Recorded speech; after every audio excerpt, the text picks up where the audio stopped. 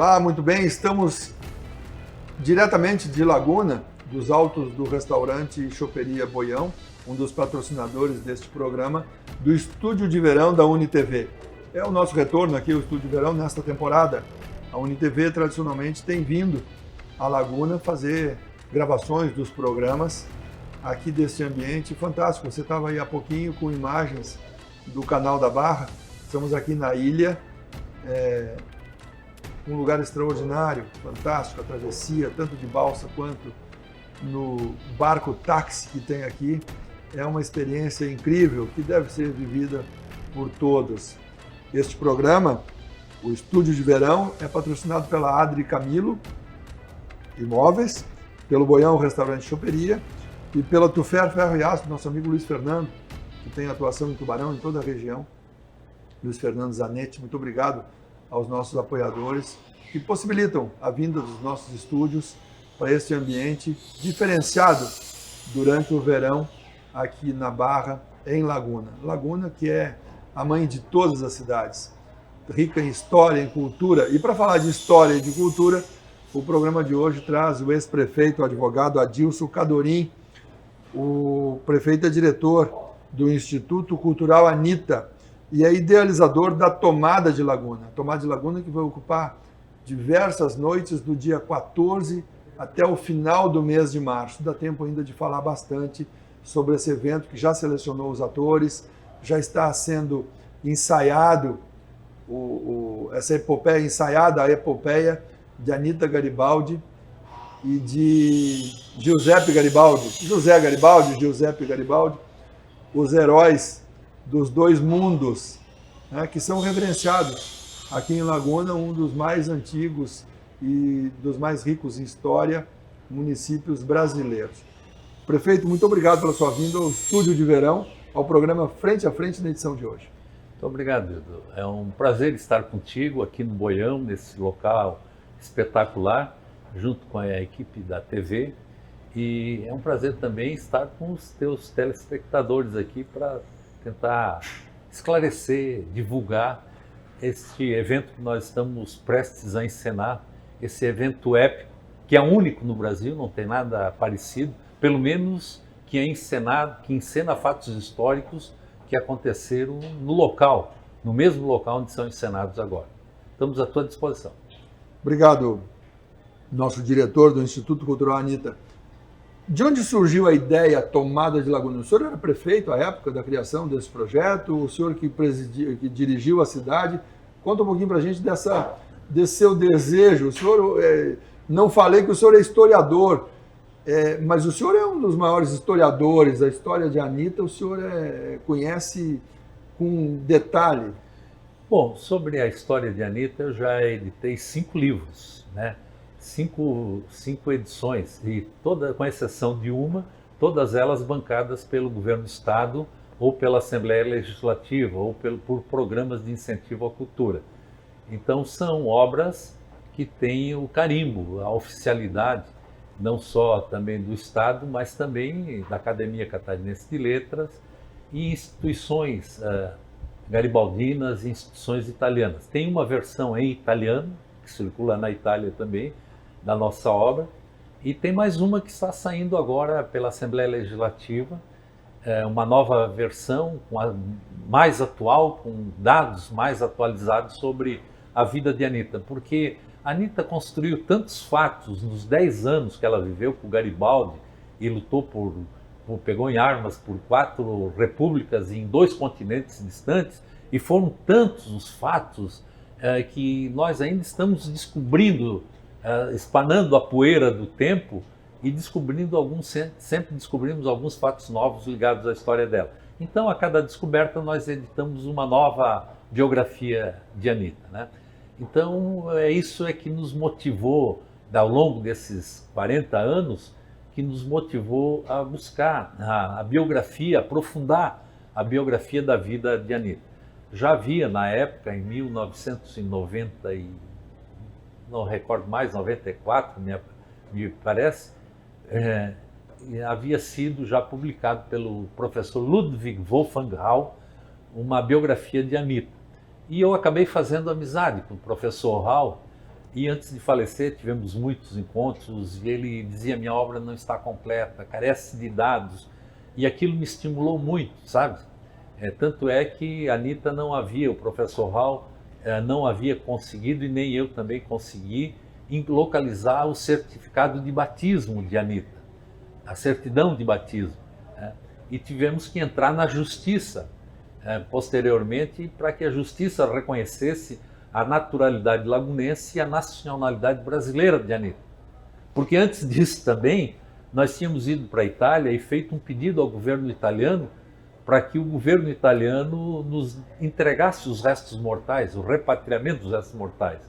E o governo italiano, o Ministério das Relações Exteriores, nos disse: olha, vocês não têm nem prova de que ela é italiana, é brasileira. Tem um autor italiano que diz que ela é italiana, tem 2 autores uruguaios que dizem que ela é uruguaia. De onde é que ela nasceu realmente? Vocês não têm prova disso.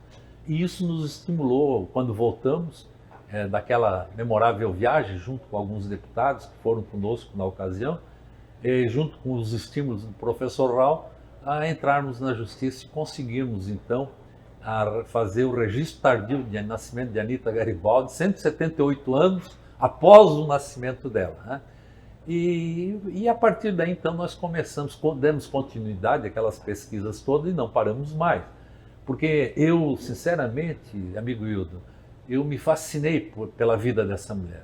Essa mulher é fantástica, né? Uma mulher que... À frente do tempo.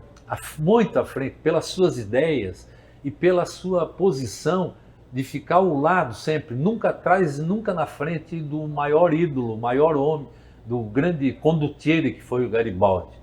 Ela era extremamente discreta e sabia colocar os pingos nos is e agir no devido momento como devia agir.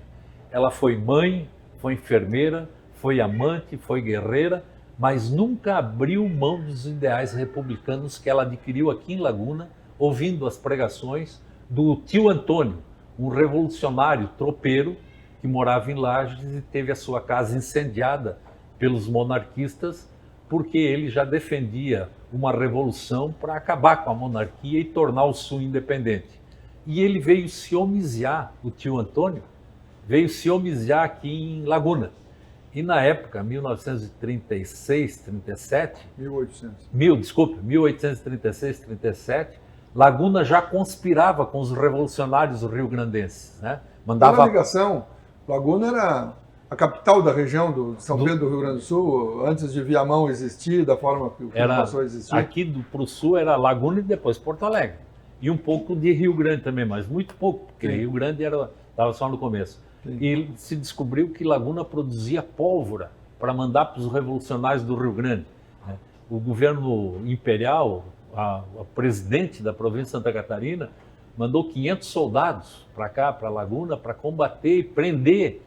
Houve muito tumulto, o tio Antônio era um pregador, havia outros, também havia diversos oficiais da monarquia, da Guarda Nacional, que já conspiravam, estavam mudando de lado e conspiravam com os revolucionários rio-grandenses. E a Anita viveu... O Brasil vivia uma época delicada, porque foi quando Pedro I abdicou e foi embora e deixou um menino de 4 anos para ser o imperador, o futuro imperador, que só aconteceu em 1842, 43. E nesse período houve a regência. E a regência modificou 3 vezes. A regência una, trina, depois do padre Feijó.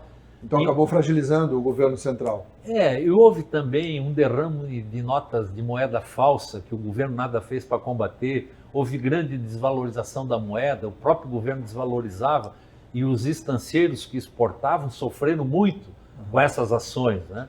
E isso criou todo um clima de revolta. O governo mandava para cá apenas soldados para fiscalizar e evitar o contrabando do gado, do charque, né? E tomar 15% das mercadorias embarcadas aqui em Laguna, tomar que eram confiscadas como imposto, né? 15% hoje seria fichinha perto do que a gente paga, né?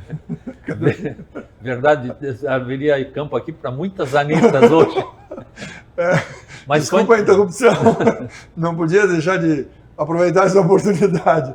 Mas retomando, Hildo, foi nesse clima todo que se desenvolveu a memória de Anita. Que a Anita cresceu, ela presenciou esse fato. E onde, pelos seus estudos e pesquisas, porque muito se diz e, no geral, pouco se sabe, ou não é público a verdadeira origem. Onde nasceu a Anitta? Bom, isso foi questão de muito debate também. E Ainda nós, é, né? Ainda é, mas nós definimos isso via judicial. Nós fomos buscar as memórias do Garibaldi, ele escreveu as memórias em verso, e quando ele fala de Anitta nas memórias, ele diz assim: "Quella incomparável dona", aquela incomparável mulher, nasceu na localidade de Laguna, no sul da província de Santa Catarina. Já as cartas de Anitta, que ela escreveu, ela dizia que sentia saudades da terra natal onde ela nasceu, Laguna. Depois também... Mas deixa eu lhe interromper, o senhor me desculpa, eu não posso deixar passar essa. Laguna foi o 13º município catarinense e que tomava ao sul de... Desculpa, mas não é o 13º. Eu vou chegar lá, então. Tá, mas assim, Laguna ia a Sorocaba, na região de então, Lages, e até passava a divisa do Rio Grande do Sul e aos Campos de Viamão. Eu vou chegar lá. Laguna era maior que o que se sabe. Ia mais além dos Campos de Viamão, vou chegar lá. Então ela podia ter nascido em Viamão, que seria lagunense. Sim. Claro, desculpa a grosseria da comparação, mas é... Não, porque se fala em Lages, que São Paulo ocupava o oeste catarinense, mas o senhor é que é o historiador, vamos lá. Bom, e fomos buscar também, além das cartas de Anitta, a certidão de casamento dela quando ela casou pela segunda vez com Garibaldi no Uruguai, na igreja de São Francisco, onde lá ela assinou natural de Laguna. Laguna, na época, só para teres uma ideia, vamos retroceder ainda. Laguna foi criada pela coroa portuguesa como ponto de apoio logístico para a política expansionista para cima dos territórios que pertenciam à Espanha. Porque aqui era o Marco de Tordesilhas. Em 1714, quando chegou aqui o ouvidor Pardinho, ele criou aqui, elevou Laguna à condição de vila e criou aqui as primeiras 100 ordenanças, as 100 leis. E constituiu a Câmara, que deu poderes para a Câmara, poderes legislativo e administrativo, até as barrancas do Rio da Prata.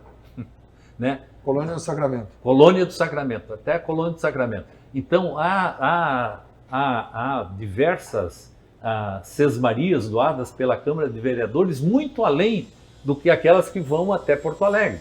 Os fundadores de Porto Alegre saíram de Laguna, eram moradores de Laguna. O Jerônimo Dornelas, Vasconcelos Dornelas, foi ele, o fundador de Porto Alegre, era morador daqui de Laguna. Ele partiu daqui de Laguna em 1725, com a frota do João de Magalhães, e foi povoar.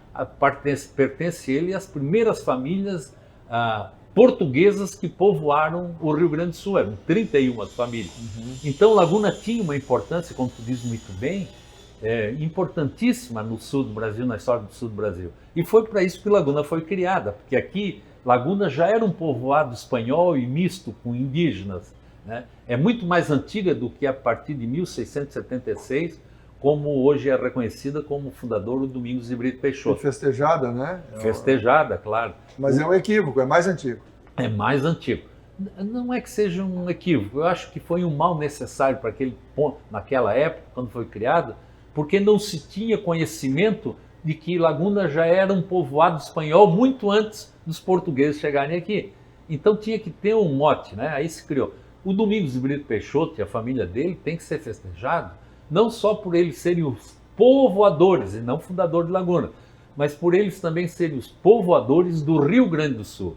São os primeiros povoadores do Rio Grande do Sul, a família dos Brito Peixoto. Os Terra, os Guerra, que povoaram a história e estão nas páginas dos livros, dos romances do Érico Veríssimo, todos eles saíram daqui de Laguna. Uhum. Né? São narrados as tradicionais famílias do Rio Grande do Sul, tem origem, o berço deles é aqui de Laguna. Tanto é verdade que cada vez que vem um gaúcho aqui, um rio-grandense, se ufanar de ser gaúcho, né, e se ufanar e tentar desvalorizar os catarinenses, eu conto essa história para eles e digo assim, bem-vindo, é mais um catarinense que está de volta para sua terra de origem. A origem é aqui. A origem é aqui. Mas foi nesse clima, Laguna então tinha uma importância enorme, ela era revolucionária, conspirava, houveram prisões, o juiz de paz, o comandante do exército, fugiu de Laguna, O marido da Anitta abandonou a Anitta, porque ele era também imperialista, monarquista, né? Deixou a Anitta sozinha. Então, era esse clima que vivia em Laguna. E foi nesse clima, e com as palestras do tio Antônio, as pregações, que a Anitta adquiriu a consciência de igualdade social, dos valores democráticos, dos valores republicanos, direito a voto, que depois ela escreve nas cartas, nas entrelinhas, ela escreve. E veja, foi tanta a obra dessa mulher que ela saiu daqui analfabeta, em 10 anos, sem ter ido para nenhuma escola, sem parar de lutar, sem parar de ter filhos, sendo fiel à causa que defendia as repúblicas. Ela morreu falando 5 línguas, escrevendo fluentemente o português, o espanhol e um pouco de italiano. Mas deixa eu insistir com o senhor. Porque vamos lá, local do nascimento. A pergunta que não quer calar é, dentro dessa extensa área que é a Laguna, que o senhor falou que ia até a Colônia do Sacramento, há quem diga que ela nasceu na Serra Catarinense. O senhor vai ali na Serra, em Bom Jardim da Serra, que é a antiga Sorocaba, Socorro, Sorocaba, o pessoal diz que ela é dali.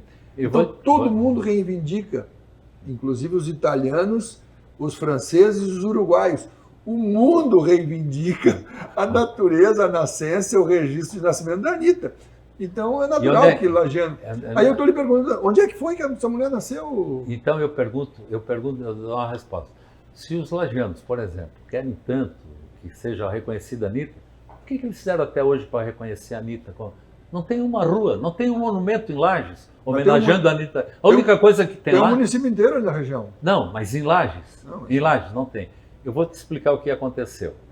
Por isso que eu lhe perguntei. O pai dela era tropeiro. O pai era tropeiro. Sim. Os tropeiros viajavam muitas vezes com os filhos, com a família. Dos registros, a Anitta teve 9 irmãos, eram 10 filhos. Dos 10 filhos, nós encontramos, o professor Raul, depois nós também, encontramos 8 registros de nascimento dos filhos. Desses 8, 6 registrados, batizados, não é registro, batizados em Laguna, e 2 apenas em Lages. Bom, e os 2, faltavam 2. Exatamente o livro Tombo, número 19, se não me falha a memória, que não está na Arquidiocese de Tubarão, nos arquivos da Arquidiocese, onde eram registrados no livro Tombo todas as efemérides, registros de batismos, de crismas, de comunhão, e as solenidades da igreja eram registradas. E esse livro, número 19, sumiu que continha os registros exatamente de 1819 a 1823. E é exatamente nesse período que nasce a Anitta e o irmão e a irmã dela. Que infeliz coincidência. Que infeliz coincidência. O que houve com esses registros? Na época, logo depois da morte de Anitta, na reunificação italiana, passou a ser um grande souvenir recuperar objetos pessoais e que tinham grande valor pelos historiadores apaixonados. Hoje nós temos na Europa museus privados, particulares, não abertos ao público, que têm objetos pessoais de centenas de grandes heróis europeus, né? A Anitta, por exemplo, e o Garibaldi tem, se não me falha a memória hoje, um ex-presidente italiano que foi condenado e depois ele teve que sair da Itália, tem um dos maiores museus garibaldinos da Itália que não é aberto ao público, né? Bom, então o que foi feito? Nós buscamos os registros e procuramos localizar a Laguna naquela época. Nós estamos falando de 1820, mais ou menos. Em 1820 já havia vou deixar o senhor falar, a Vila de Lages. Tá, eu não vou deixar o senhor falar onde foi. Nós vamos dar uma rápida parada e aí fazer um suspense aqui, porque o senhor parece que vai finalmente elucidar o lugar exato onde teria nascido a Anitta Garibaldi. Você vai saber disso, mas para isso tem que ficar com a gente um minutinho mais. A gente já volta.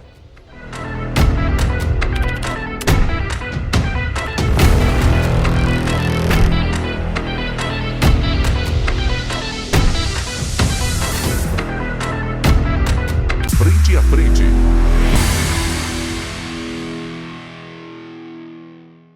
Frente a frente.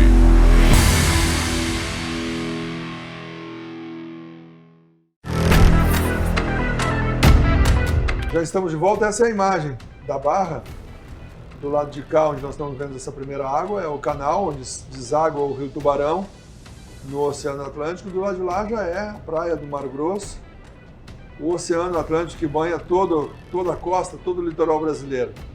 E nós estamos aqui na ilha, no estúdio de verão da UniTV, com o patrocínio da Adri Camilo Imóveis, do Buião Restaurante e Choperia e da Tufer Ferro e Aço. Estou conversando com ex-prefeito, com advogado, diretor do Instituto Cultural Anita, um historiador, o homem que conta a história de Anita Garibaldi, que pesquisa, que estuda, Adilson Cadorim. Professor, o senhor estava quase dizendo para a gente onde foi que a Anita nasceu. É possível saber? Agora eu vou deixar falar. Sem dúvida nenhuma. O professor Amádio Vettoretti, historiador de Tubarão, encontrou alguns anos atrás um documento que para mim foi fundamental. Esse documento... Divisor de águas. Foi divisor... Não, que, digamos assim, encerrou essa discussão.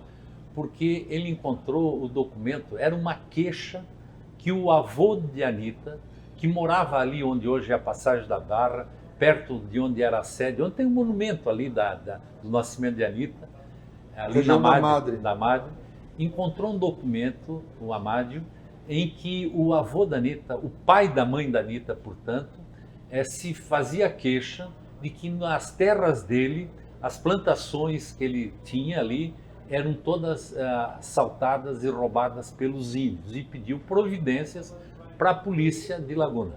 Isso em 1820, por aí, mais ou menos, um pouco, 1815, por aí. Não recordo mais a data exatamente. Sim. E na época não existia Tubarão. Então, localizando... Sim, Tubarão, 1870, foi distinguida como município. Como município, foi criado como município, desmembrada de Laguna. Exatamente. Até então, na época, em 1820, quando nós estamos falando, o que existia ao sul era um município, era a vila de Araranguá, ao Nossa oeste... Senhora Mãe dos Homens. Mãe dos Homens. Ao oeste, Nossa Senhora do Continente das Lajes, lá, que é Lajes, né? Sim. E ao norte, aqui existiu o Desterro, o Desterro, como vilas reconhecidas como cidades, né? Então, é nesse trecho aí que hoje compreende Araranguá, que compreende Uruçanga, Criciúma, aqui em Bituba, em Maruí, toda essa região era a Laguna naquela época. E a Anita dizia nas suas cartas que ela tinha saudades de Laguna, onde ela nasceu. Com esse documento descoberto, associando também com as memórias das cartas de Anita, que a mãe dela conheceu o pai na casa do avô da Anita, que era um ponto de passagem dos tropeiros, no local que hoje é conhecido como o bairro da Passagem em Tubarão, né? E ali tinha a fazenda, criação de gado, plantava milho e etc. Esse documento mostra que realmente ali viveu o avô da Anita e nasceu a mãe da Anita. E o pai da Anita, que era um tropeiro de São José dos Pinhais, do Paraná, nascido no Paraná, passava por ali seguido com tropas de gado, que vinha de Viamão até subir a serra, ia para Lajes, de Lajes para a feira de Sorocaba. O irmão dele morava em Lajes já, né? Então foi numa dessas passagens que o pai da Anita conheceu a mãe da Anita ali na passagem, que ali era um ponto de pouso de tropeiros também. Então a prova de que ali havia, o avô da Anita nasceu ali, nós fizemos toda a genealogia da Anita até o bisavô dela, tanto maternal quanto paternal. E ali nós temos a comprovação de que o avô morava ali, a mãe dela nasceu ali e ali ela conheceu a Anita. Então, na verdade, os tropeiros da época costumavam se casar e ficavam um tempo morando com o sogro, ou pegavam a mulher e acompanhavam, andavam nas suas tropiadas levando os filhos. Como não existiam igrejas em todos os lugares onde eles passavam, às vezes levavam 1 ano, 2 meses para batizar o filho que tinha nascido, né? Então, por que batizou 6 filhos aqui em Laguna e só 2 em Lajes? Porque em Lajes era o local de passagem, era o caminho para ir para Sorocaba, entregar suas tropas. E aqui em Laguna era o local onde eles realmente, a mãe residia, a mãe da Anita acabou residindo com o pai. O Amádio Vettoretti, não só Amádio Vettoretti, mas também outros historiadores da nossa região, inclusive o próprio Zumblick, não o Willi, mas o irmão do Willi, o Zumblick mesmo também, Roberto Zumblick. Os Roberto Zumblick, Roberto Zumblick. fizeram essas pesquisas e chegaram à conclusão de que ela nasceu ali na região da Madre, que na época não era Tubarão, era Laguna. Na época pertencia à Laguna. Nós estamos falando de 1821, do nascimento da Anitta. Existia Poço Grande do Rio Tubarão como uma estação de troca. barco, de troca. De troca de assim como mercadoria. Nossa Senhora Mãe dos Homens de Araranguá, que era um distrito. Tinha uma capela apenas, Sim, na 1821. Tinha uma Exato, capela, mas exato. era realmente, mas não era. Então, ali em Tubarão, e veja, o Poço Grande do Rio Tubarão é distante do local onde havia Onde passagem. está a rodoviária antiga. É, É onde está a rodoviária antiga. exatamente. Está lá o galpão, o prédio que era da Companhia Épica de Navegação, anos depois. Isso. E no começo mesmo, o Poço Grande do Rio Tubarão vinha até aí onde está a Pedreira do Falquete. Dali É do, aquela região onde aquela- o rio ainda tem profundidade. Depois ele depois- passa a ser assoreado. assoreado. É. Então os barqueiros de Laguna iam Mas até é o Poço. toda a Avenida Marcolino Martins Cabral até aqui o fim, onde está a PAI, onde passa o trilho do Exatamente. trem, a ponte. Onde Exatamente. está sendo construída nesse momento a Ponte da Amizade, entre Tubarão e Capivari. Exatamente.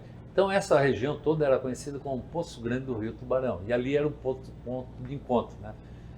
Segundo os registros que nós temos dos tropeiros antigos, os primeiros encontros foram feitos ali onde tem a Pedreira do Falquete, ali naquela curva. Nós chegamos até a colocar um monumento ali, um busto na época do... E depois houve uma enchente, andou levando... E houve uma estação, foi colocado lá uma estação de energia elétrica, ou da Casan, não me recordo. Tratamento de água. Tratamento de água, Isso. e tiveram que retirar, e não sei que fim levou aquele monumento em homenagem aos tropeiros. Está em, alguma, Isso tá em foi... algum museu particular. Isso foi local indicado pelo Amade Vettoretti, né? Eu respeito muito, grande historiador de suas pesquisas.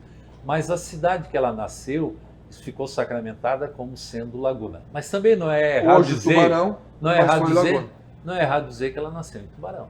porque era um distrito de Laguna na época. Exatamente.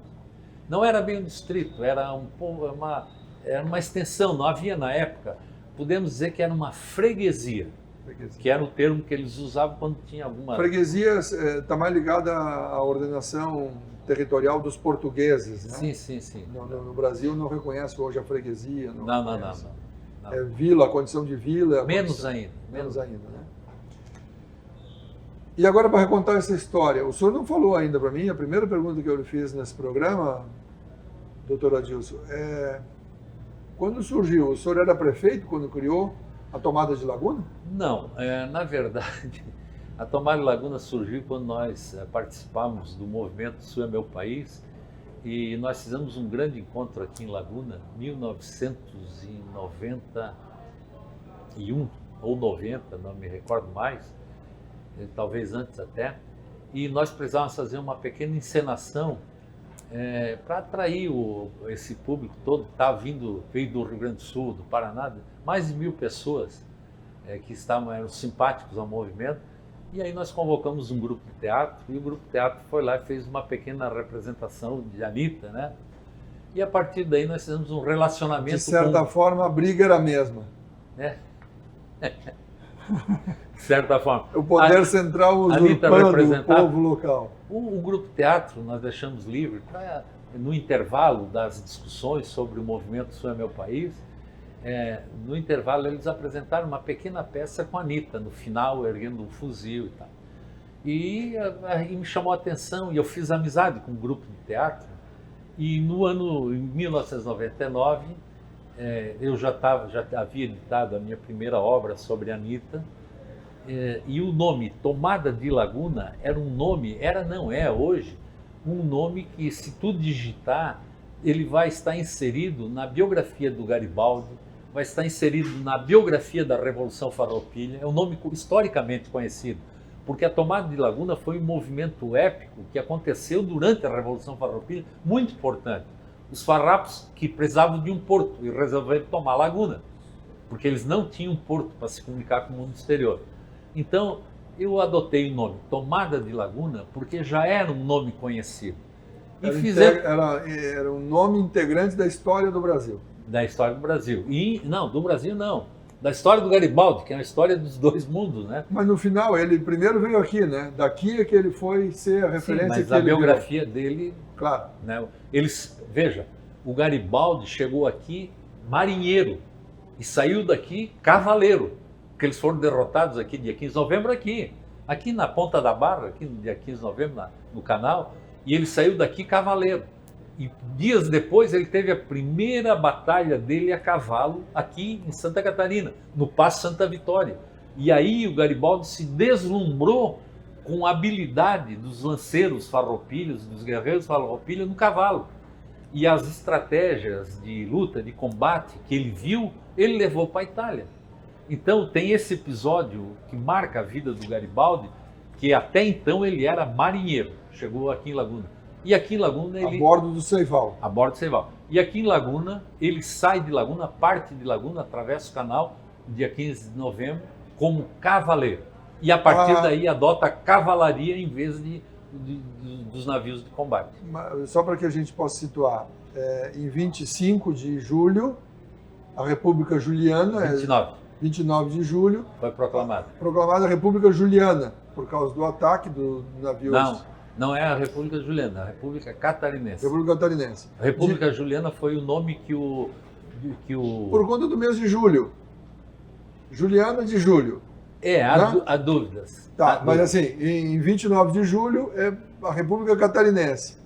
E aí o Império se reagrupa abaixo de Florianópolis, que era Nossa Senhora dos Desterros, no Maciambu, onde hoje é o Morro dos Cavalos, e em 15 de novembro derrota os revolucionários e retoma Laguna. Não, mas em Maciambu quem se agrupou eram os farroupilhas, e foram derrotados lá dias antes do dia 15 de novembro, então, quando eles derrotaram. O Império derrota os farrapos, lá no Maciambu, os farroupilhas no Maciambu, e aí ganham força e vêm e retomam Laguna. Retomam dia 15 de novembro. 15 de novembro. Então a República durou... 107 dias. 107 dias. 107 dias. 3 meses e um pouquinho. Isso. E aí quando o Garibaldi sai daqui, então, ele sai lutando já em cima do cavalo. E ele passa a ser, então, um cavaleiro.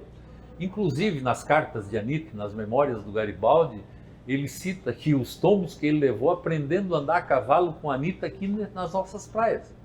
E a Anita diz nas cartas dela, inclusive, ela conta para a irmã dela que ela riu muito quando ele caiu em cima de uns pés de gravatá. Que que é espinhento, né? Que tem... É um espinheiro nativo aqui, tem bastante aqui. Então ele se adestrou aqui. Provavelmente já sabia andar a cavalo, mas aqui é que ele se impressionou quando ele saiu com 1000 e poucos homens daqui, junto com o Canabaro, Davi Canabaro. Davi Canabaro. Em Torres ele se desentendeu com o Canabaro, e ele e o Teixeira Nunes e os lanceiros negros. O Canabaro vai para o sul, volta para Viamão, e ele com 400 homens e Anita sobem a serra para tomar a cidade de Lages e continuar com a República Catarinense, né? Mas lá no Passo de Santa Vitória, então, os 400 soldados do Garibaldi, montados a cavalo, derrotam 2000 soldados da monarquia. E o Garibaldi fica deslumbrado com o que ele vê, o que os cavaleiros farrapos fazem montado a cavalo, né? E ele adota, então, as estratégias e as técnicas que os farroupilhas tinham nos próximos 40 anos de vida dele e nas lutas que ele... João Teixeira Nunes, se eu falo Teixeira Nunes, é o João Teixeira Nunes, que é rua e escola em Tubarão, no bairro São João. Eu não sei se era... João Teixeira Nunes, dos fundadores da vila de Tubarão. Não. Coronel Teixeira Nunes. O Teixeira Nunes, ele era um coronel da Guarda Nacional. Sim, João Teixeira Nunes. É o mesmo homem. Não sei se é essa rua, se é essa mesma rua. A rua é em homenagem ao coronel. Ao coronel? A escola é em homenagem ao coronel. E ele então era um libertário, né? E ele forma então um pelotão muito grande de negros libertos, e os lanceiros negros, um episódio que ficou famoso, né? E ele morreu lutando junto com os lanceiros negros. Pelos farrapos, porque a libertação dos negros no Brasil demoraria ainda 50, 60 anos. 60 anos. Contra a vontade também de alguns farrapos, porque não queriam a libertação. Um deles era o Davi Canabaro. Mas foi uma grande estratégia. Mas voltando então à questão da Anita, né? Sem dúvida nenhuma, nós localizamos aquele local junto com o professor Hall também, Ludwig Hall, que eu respeito muito, meu amigo, e ele colheu muito material. e além dessa prova do Amade Vettoretti, do próprio Zumblick, e nós localizamos aquele local ali em Tubarão, onde foi colocado um monumento como o local de nascimento da Anitta. É um monumento no bairro da Madre. Existe lá hoje, o monumento à direita, quem vem de Tubarão em direção aos Campos Verdes em Laguna. Exatamente. Então ela é lagunense, mas não é equivocado dizer que ela nasceu onde hoje é Tubarão. Mas como o deputado Edinho Bez nasceu em Gravatal quando era Tubarão, então ele é natural de Tubarão. Gravatal era Tubarão, né? Veio a ser gravatalense depois. Então a lagunense Anitta é incontestável. Bom, então eu vou dizer que eu também não sou lagunista, eu sou lagunense, porque eu nasci em Uruçanga e Uruçanga pertencia à Laguna. Não, mas já era desde 1900, o senhor sabe. Uruçanga, o senhor sabe, em 1900 virou município. É verdade. Já na República. Antes de Criciúma, que foi em 1926. Logo depois de Araranguá, que foi depois de Tubarão também. Tudo era Laguna, depois tudo Tubarão. Depois tudo Tubarão, depois um pedaço grande. A história de Laguna é fantástica. É muito rica. E foi um dos fatores que me trouxe para residir em Laguna. Foi a sua própria história. O senhor é natural de onde? Eu sou de Uruçanga. Natural, o senhor acabou de falar. O pessoal acha que eu sou do Rio Grande do Sul. Não, eu só me formei no Rio Grande do Sul, mas eu sou Barriga Verde. Os seus parentes fundaram as vinícolas. Tem uma vinícola Cadorim, que hoje é mais museu do que vinícola, mas está lá. Está lá. Linda na praça, fantástica. Foi lá que eu nasci, em cima da cantina. Cantina Cadorim. Maravilhosa. Meu pai já havia sido prefeito em Uruçanga. E os catarinenses de região os italianos catarinenses da região de Uruçanga que foram para produzir vinho e uva no Rio Grande do Sul.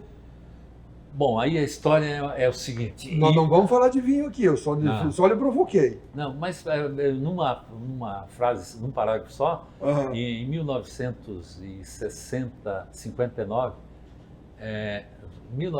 não me lembro mais quando, a Souza Cruz veio para Tubarão e ela estimulou os colonos a arrancar as parreiras de Uruçanga, plantar fumo. E nós ficamos sem matéria-prima. Aí faltou uva. Aí nós começamos a importar do Rio Grande do Sul em caminhão que vinha enlonado, né? A uva era jogada com pá para cima do caminhão. E aí o Brizola se elegeu governador em 1958 no Rio Grande do Sul e proibiu a exportação de uva in natura, só em caixinha para consumo. E aí meu pai disse para o meu tio, o irmão dele, chama de Tu ficas aqui em Uruçanga, eu vou para o Rio Grande do Sul, faço vinho lá, coloco em pipa, mando aqui, tu engarrafa e vende. Só que meu pai faleceu em Caxias do Sul, eu tinha nascido em Uruçanga, a minha mãe não quis voltar, mas assim que eu pude, depois da minha mãe ter falecido, eu me formei, me casei em Caxias, voltei e escolhi Laguna por causa da quantidade de história que eu via emergir de Laguna. Mas é dessa época que o Rio Grande do Sul começa a fortalecer a industrialização. Sem dúvida. Quase 60 anos depois de Santa Catarina na história do vinho, pelo menos o vinho artesanal colonial. Sim. Foi uma forma que foi encontrada na época, nos prejudicou a nossa família bastante, mas nós temos que dar mão à palmatória porque realmente foi uma medida protetiva dos produtores de matéria-prima do Rio Grande do Sul. Com isso gerou empregos, desenvolveu a indústria. Não era só uva, era o milho, era o arroz, o feijão, tudo não podia ser exportado in natura do Rio Grande do Sul. Este é o Frente a Frente, eu sou Hildo Silva e estou conversando com o professor, historiador, advogado, ex-prefeito e diretor do Instituto Cultural Anitta, Adilson Cadorim. Na volta da próxima parada que nós vamos dar, nesse instante, nós vamos falar sobre a história que vai ser contada. Dois novos jovens atores brasileiros que já estão ensaiando a epopeia de Garibaldi e Anitta Garibaldi para que as apresentações já comecem a acontecer a partir do dia 14 de março, da noite do dia 14 de março. E sobre isso nós falaremos a seguir. Até já.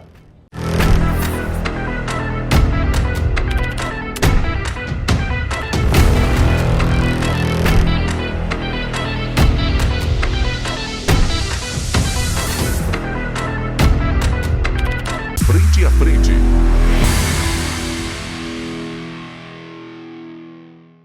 Frente a Frente.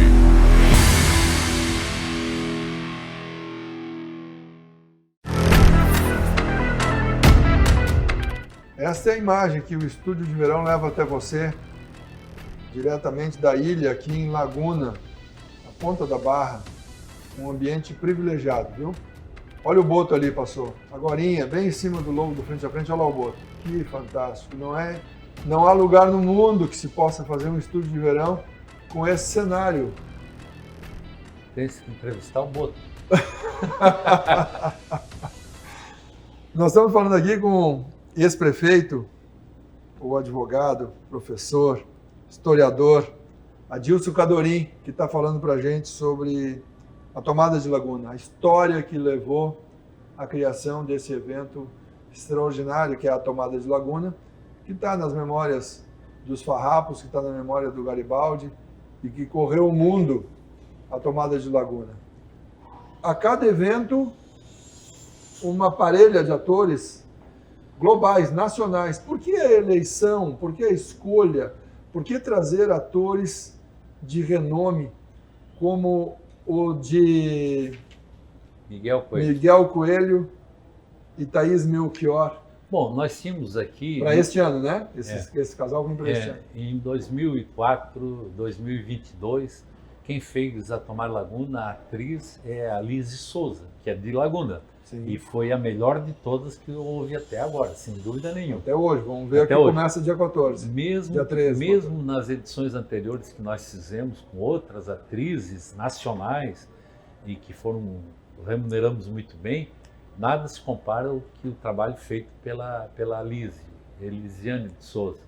Que é um símbolo, ela encena a Anitta na cidade. Ela encarna, né? Ela encarna a Anitta. Não, e mais do que encarnar nos eventos, ela encena. Ela é a figura de Anitta presente nos eventos da cidade. Presente, exatamente.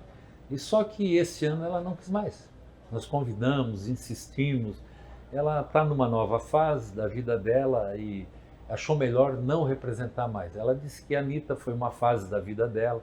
Ela é uma aficionada por algumas figuras femininas, como Evita Peron, por exemplo, que ela conhece muito bem. Ela conhece mais sobre a Anitta do que eu, né? Mas ela encerrou hoje ela está nos meios de comunicação, é radialista, né? É uma grande pesquisadora da Bíblia, né? Então ela encerrou e nós temos que respeitar. Insistimos até um certo ponto e aí nós tivemos que buscar, então, a contratar uma atriz que pudesse agregar público. E encontramos na Thaís Melchior, nessa atriz aqui, que ela é sensacional, trabalhou em diversas novelas, ela fez o papel da Poliana, naquela rede de televisão, Poliana, né? E fomos buscar... Foi no SBT? No SBT, se não me falha a memória, mas trabalhou na Globo também, na Record, nessas novelas religiosas da Record, assim como o Miguel Coelho também, que trabalha na Record, trabalha nessas novelas religiosas que a Record faz com muita propriedade.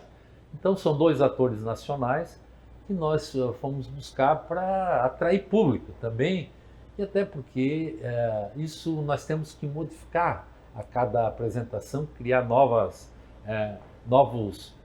caras, novas imagens, né? Então, nós entendemos que esse casal representaria muito bem, até porque eles já fizeram um par romântico em algumas situações de algumas novelas nacionais. São pontos de atração. Se for sempre o mesmo ator e atriz, acaba afastando algumas pessoas. Então, esses atraem aquele público que eles... O público deles. Ela, por exemplo, tem 2 milhões de seguidores, né, nas redes sociais dela. O senhor já trouxe Tiago Lacerda? Já. Não fui eu, foi um período que... não era Tomada de Laguna. Era a República em Laguna. Era a República em Laguna, mas veio. Werner Schumann, Tarcísio Meira, o primeiro deles, global, me deu um branco agora, esqueci o nome, mas ele está fora hoje não está mais no estrelato aí nacional, Pasquim foi o primeiro ator nacional que nós fizemos. Bom, e também nós, com essa preocupação de inovar, de modificar, como a Anitta, em 10 anos de vida, ela lutou em 4 repúblicas, há muitas batalhas, muitos incidentes, muitos aspectos da vida dela que não pode ser representado em apenas 2 horas num teatro, não tem como, né? 10 anos de vida, de luta, filhos, luta na Itália, luta em San Marino, na República de San Marino, na Itália, no Uruguai, enterrada na França, depois volta, enterrada 7 vezes. Nós não temos como representar isso tudo. Então isso nos dá uma flexibilidade para que cada evento também nós modifiquemos um pouco o roteiro, apresentando outros aspectos da vida de Anitta. É exatamente. Quem assistiu uma noite do espetáculo não assistiu todas. Não, nós temos O cerne é o público, mesmo, mas há variações. há variações dos aspectos que nós encenemos. Mas, por exemplo, a Tomada de Laguna, como eu disse, Hildo, é um episódio da história mundial. Está nas memórias do Garibaldi. Mas ela conta, na verdade, essa encenação, ela, embora tenha o nome Tomada de Laguna, na verdade nós contamos a história de Anitta. Alguns aspectos da história de Anitta. Tanto é que nós vamos contar a pobreza em que a família vivia, o encontro dela, a tomada de Laguna, as lutas. São dois navios que se confrontam aí na frente de um público que vai estar sentado em arquibancada, em cadeiras. Não é arquibancada de madeira dessa vez, 1.600 pessoas sentadas, que vão ver dois navios dando tiro de canhão no outro, soldados caindo dentro da água, ali no cais antigo de Laguna, cavalos, são dezenas de cavalos lutando entre si, a cavalaria, tiros de canhão, efeitos especiais muito bonitos esse ano. Nós estamos contratando... O Império do Brasil contra os farrapos. Exatamente. Os farrapos contra o Império, porque os farrapos, a monarquia tinha aqui em Laguna quase 1.000 soldados aqui em Laguna na época, né? Estavam esperando o ataque. E o Garibaldi vem e ataca, toma... O primeiro confronto acontece na Carniça, no canal, que não era como é hoje, né? Havia um delta ali do Rio Tubarão, não havia o canal, e o primeiro confronto o Garibaldi derrota lá os soldados imperiais lá.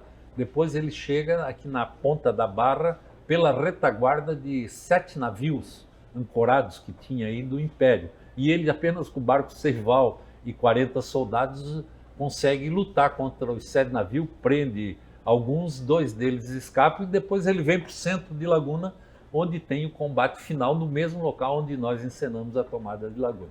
Que é ali no porto, do lado do mercado. Então, essa cena também de luta da tomada nós vamos encenar.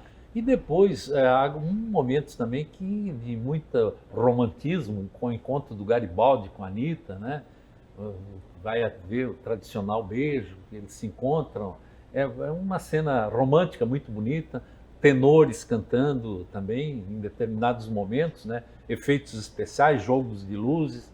Depois tem um final também, que não é o final, é o final da história de Anitta, mas nós vamos começar a contar a história pelo final, que é a morte de Anitta e como a morte dela foi usada na Itália para promover a formação de novos exércitos para o Garibaldi continuar a luta pela unificação da Itália, né? Então, eu não vou contar muito como será a apresentação. A Itália, à época, meia dúzia de reinos, e aí... era dividida. Aí a França tinha um pedaço, a Espanha outro. Ocorre a luta para a unificação da Itália. E expulsão dos estrangeiros, austríacos principalmente, né? Então, mas eu falei aqui, prefeito, advogado, historiador, diretor do Instituto Anitta, Adilson Cadorim. Eu falei aqui que são, a partir do dia 14 de março, a partir de 14 de março, o público poderá adquirir ingressos e participar das sessões à noite. Mas começa no dia 13. Sim, não. A partir de hoje pode comprar os ingressos já para as sessões do dia 14 e em diante, né? Eu não vou contar aqui nos nossos folders. Nesse folder aqui está explicado quais são os dias, do dia 13 ao dia 30. 13 a 30. Mas dia 13 é destinado a população de Laguna, através do ingresso solidário, né? O ingresso normal custa R$ 120, meio ingresso custa 60, portanto, mas o ingresso solidário custa apenas R$ 35. Que é para a população de Laguna ser privilegiada, prestigiar, poder exatamente. prestigiar. Não ficar de fora, é a inclusão. É a inclusão social, o ingresso solidário, em troca de um kit de alimentação que custa R$ 35, que pode ser adquirido num dos 4 mercados que existem na cidade, né? O senhor quer falar quais são os mercados, são parceiros? Eu vou tentar lembrá-los aqui, mas de qualquer forma, são o Mercado Tibil, aqui no Magalhães, o Mercado Renata, no Mar Grosso, o Mercado Gabriel, no Campo de Fora, e o Mercado da Cabeçuda, que eu não me recordo o nome. Lá, a pessoa vai lá, compra o kit de alimentos de R$ 35. Isso dá direito ao ingresso. Lhe dá direito ao ingresso. E as pessoas, meia entrada é para pessoas com mais de 60 anos e estudantes. Estudantes. Isso a partir do dia 14. Mas já estão à disposição os ingressos. Já estão no Se quiserem anotar, no site nós temos aqui tomadadilaguna.com.br. Entra nesse site aí, dá direto aí, escolhe o dia que quer comprar o seu ingresso e estão liberados. Não tem diferença de preço para os finais de semana? Tem, não para os finais de semana, mas à medida. Os primeiros ingressos, os primeiros 500 tem um preço a 120 por lotes, né? E à Mas medida a cada noite tem o seu lote? Cada noite tem o seu lote. O grupo de lotes. Exato. Existe uma caracterização da época. As pessoas vão Sim, estar, os atores vão estar vestidos todos, conforme estivessem vivendo em 1800 e... A indumentária, só para teres uma ideia, 39? são 1839? São 300 atores em cena. Todos lagunenses, com exceção dos 2 atores nacionais, né? E todos eles vestidos ou como soldados imperiais ou soldados farrapos, ou como pessoas civis, sociedade civil da época, né? Que passaram pela questão da ocupação. Sim, sim, e que passaram com critérios rigorosos na indumentária da época. E além disso, o cenário também, que vai estar sendo todo montado, nós já estamos trabalhando no cenário que vai mostrar os casarios da época que tinha, né? Vai modificando. Nós temos uma trupe de contra-regras que vão trocar os cenários. Quem é o diretor? Por enquanto é o senhor que é o diretor. Um deles, né? Mas a coordenação é nossa. Mas cada ato, cada setor tem um responsável. Quantos atos serão? 19. 2 horas por noite. 2 horas e meia. 2 horas e meia por noite. 19 atos. Cada ato deve ter um responsável, um diretor. Não é dessa forma. Cada setor terá por exemplo, o navio Seival. Lá dentro do Seival vão ter 25 soldados imperiais, comandados pelo Garibaldi. Lá tem um coordenador. Farrapos, desculpa. Lá vai ter um coordenador. O senhor está me testando, saber se eu estou atento. Está muito atento. Lá, então, tem um coordenador do barco Seival. No barco Imperial, o Itaparica, que era o nome dos barcos da época, né? Lá tem também um coordenador. Tem mais 15 ou 20 soldados monarquistas. Então, lá tem. Depois tem o povo na rua. No momento do ataque, tem uma população enorme na rua. Então, tem uma coordenação do povo na rua, das encenações. A mudança dos prédios também é a mesma coisa. Tem todos, tem uma equipe, então. Uma coordenação de uma equipe inteira. De uma equipe inteira. São 12 pessoas, se não me recordo, não falha a memória. Quantas pessoas? Tem 300 atores. E quantas pessoas trabalhando? 200 no staff de organização disso tudo. Entre efeitos especiais, efeitos audiovisuais, iluminação, sonorização. Efeitos especiais também é extraordinário o volume. Esse ano não foi feito nada igual até agora. Os efeitos especiais desse ano, olha... Hollywoodiano. Serão muito bonitos. As pessoas vão ficar extasiadas com o que vão ver com os efeitos especiais desse ano. Quem é que está patrocinando isso? Bom, nós fizemos um projeto... Isso não. Quem patrocina esse grandioso evento que conta um pedaço da história do mundo? O grande patrocínio está vindo da Celesc. A Celesc. A Celesc, através da lei... Acompanhamos e divulgamos o envolvimento da Celesc, do governo do estado via Celesc. Isso. Principalmente a Celesc, através do PIC, Programa de Incentivo à Cultura do governo do estado de Santa Catarina. É evidente que o município de Laguna está auxiliando bastante com a cessão do espaço, limpeza, transporte e alguma verba também. E logística de proteção, guarda municipal, segurança, aquela coisa. Mudança de trânsito, né? Sim. E também nós estamos contando com a bilheteria. Metade, praticamente, do custo do evento vai sair da bilheteria. O senhor pode falar qual é o custo de uma organização de um evento? 2 milhões e 400 mil reais. 2 milhões e meio, quase. 2 milhões e meio. O custo apertadíssimo, porque este custo, esse orçamento, era para julho do ano passado. E nós adiamos porque os recursos não estavam liberados. Então, como os recursos foram liberados somente lá por setembro, desse 1 milhão e 200 do PIC, do governo do estado, da Celesc, nós resolvemos remarcar a data combinando com o prefeito e com as autoridades locais, achamos melhor fazer logo depois do verão, estendendo assim a temporada para atrair turistas também, ou turista que ainda vai sair, até porque é um período mais quente, as noites são extremamente agradáveis, não são tão frias como em março, né? Como em julho. Sim. Então, mês de março, evidentemente, teremos a apresentação em todos os finais de semana. Aliás, o primeiro dia 13, como disseste muito bem, que é o ingresso solidário, que custa R$15, pode ser adquirido a R$35, pode ser adquirido em um dos mercados. Em 4 mercados da cidade. E, posteriormente, pode ser adquirido também, já de imediato, pode ser adquirido através do minha entrada, tomadadilaguna.com.br. Né? E, além disso, também em todas as cidades, entrando no nosso site, nós vamos mostrar em Criciúma, Tubarão, Florianópolis, aqui em Laguna, pontos de vendas físicos, não apenas eletrônicos. Aí as pessoas mais perto, quem quiser se arriscar, adquirir mais perto, que pode correr o risco de não ter. 1.600 ingressos por noite. Por noite. E como são cadeiras individuais, serão limitados exatamente 1.600 ingressos. Porque o que aconteceu em 2022 é que eram arquibancadas de madeira, não eram assentos individuais. Então aconteceu que muitas pessoas traziam, era frio à noite, traziam cobertor, mochila, botava do lado. Tomava espaço, outro também botava do lado, travesseiros, coisas que eu valho, né? E o que aconteceu é que faltaram algumas noites, lotou, sempre lota, né? Lotou e faltou alguns lugares. Nós tínhamos vendido ingressos e acabamos tendo que passar pelo dissabor e ter que devolver alguns ingressos. Porque nós tentamos fazer as pessoas recolher os objetos, né, que estavam do lado, mas houve muita gente, mais de 1.500 pessoas, depois não tem como reverter. É isso daí. Então nós agora, por isso, nós resolvemos investir um pouco mais e contratamos uma estrutura metálica com assentos individuais. E se tu permitir, nós gostaríamos de fazer um aviso que é muito importante. Nós estamos pedindo que não levem criança menores de 8 anos de idade.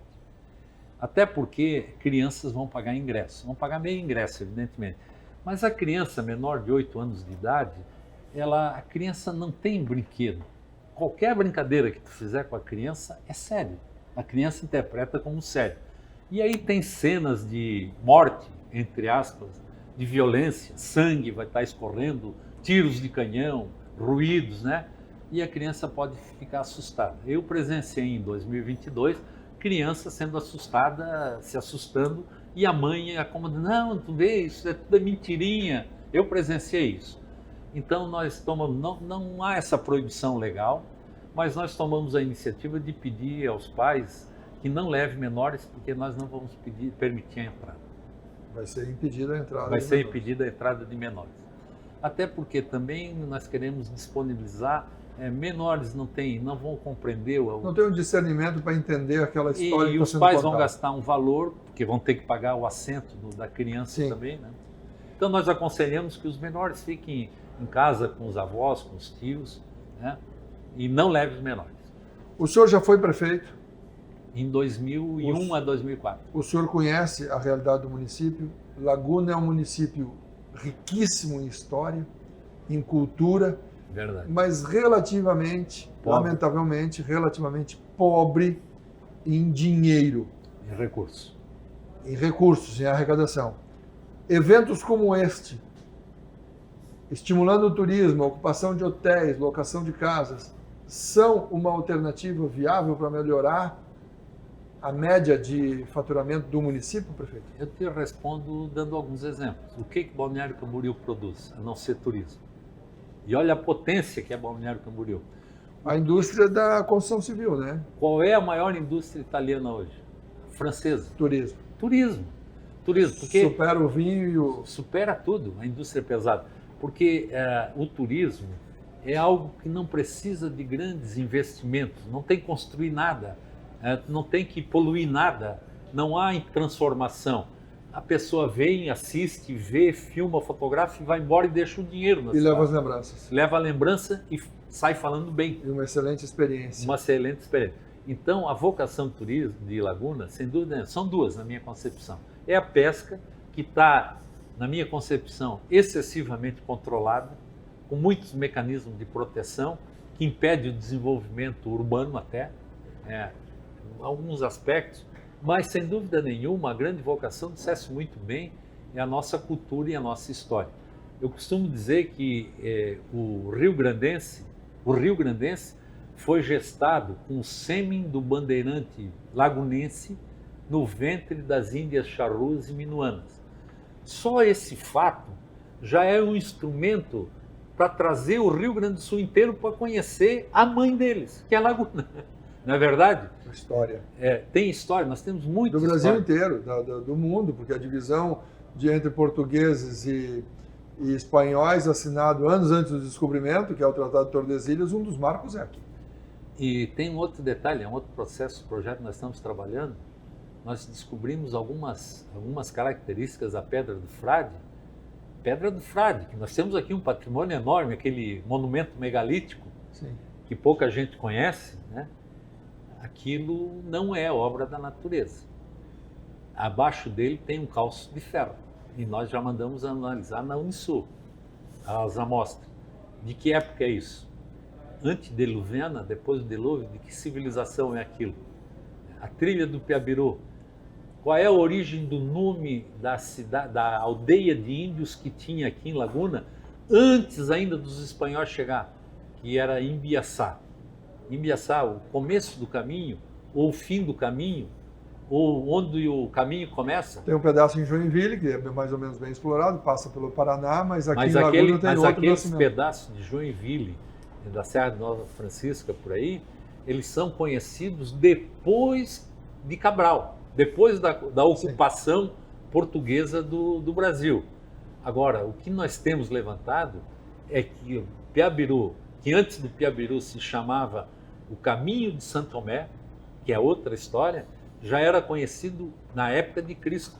Mas aí é uma longa história. Aí vai ser outro programa que nós vamos nos reunir para conversar, prefeito. Prefeito, historiador, advogado, diretor do Instituto Cultural Anita, Adilson Cadorim, Anita Garibaldi. Muito obrigado pela entrevista. O senhor é sempre um privilégio falar com o senhor.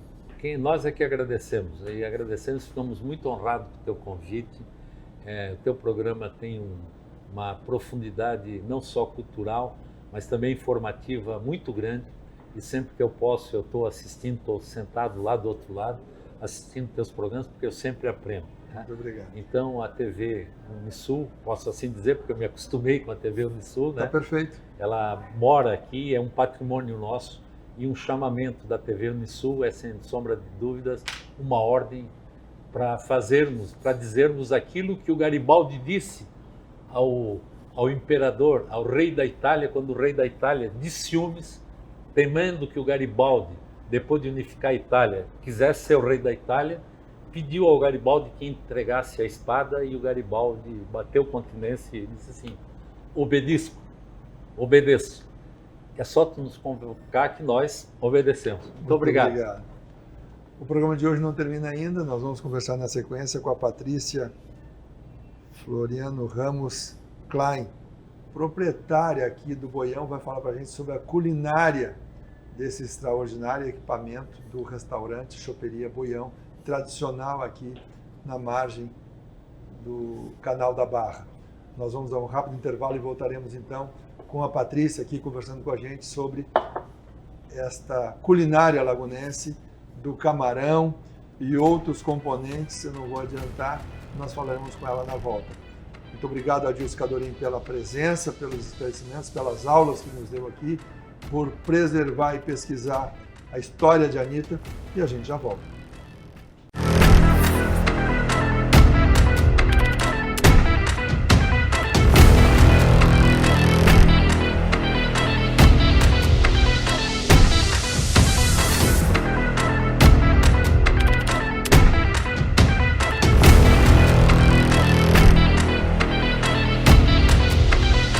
Frente a frente.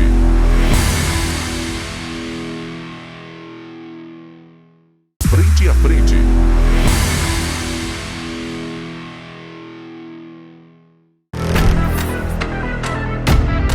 Esta é a imagem do Porto Pesqueiro numa cena pouco vista em Laguna, daqui do Canal da Barra em direção ao porto.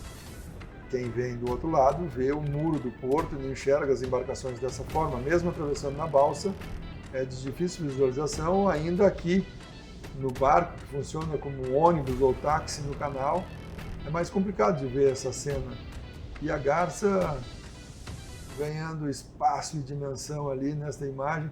Veja como é extraordinário esse ambiente aqui em Laguna, um lugar rico, é uma poesia estar aqui no Canal da Barra, no Buião Restaurante e Choperia, que é sede do estúdio de verão da UniTV, mais uma vez nesta temporada. Nós temos aqui o patrocínio do próprio Buião Restaurante e Choperia, da Adri Camilo Imóveis, parceiro de primeira hora também, e da Tufer Ferreaço, nosso amigo Luiz Fernando Zanetti, amigão, que colocou a empresa para patrocinar esse projeto, que é maravilhoso, é magnífico estar aqui neste cenário, levando essas imagens e entrevistas que talvez não se tenha tanto acesso em outras emissoras de televisão ou mesmo na UniTV lá em Tubarão.